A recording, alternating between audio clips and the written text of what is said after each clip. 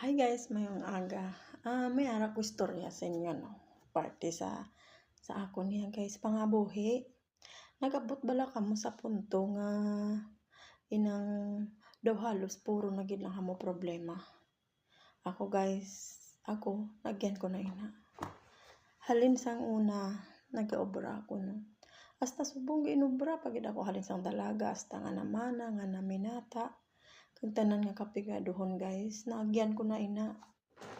Hindi lugid ako masugiran.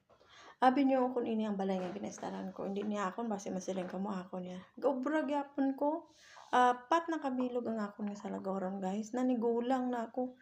Gaobra gyapon ko sa tawo tungod sa kapigaduhon. Tungod amo lang ning nabalaan ko nga paagi nga mabuhi kami, mabuhi ko kabataan ko tungod wala man ko katapos eskwela, wala man ko ka college, wala man ko ka high school lang gid guys, wala pa katapos high school. Kung ano man ang obrahan ko, di ko man mamanan ko na nung ako nga sudlan nga maarang-arang kundi sa sulod balay lang gid. Pero pasalamat ako sa tanan ko nga amo nga okay man sila gihapon sa akon. Damo-damo nga pagkaamo ang nagyan ko. Pero swerte lang gid ko guys kay puro sila mabuot. Oo, tuod na. Ay nako, ang buhay gid may point na nag-abot na sa point nga ang problema ko daw hindi ko na basta-basta makaya.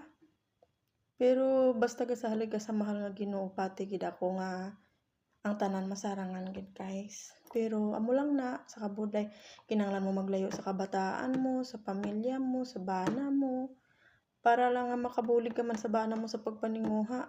Ang bana ko nagapanguling mga amo na bala guys. Ay nako.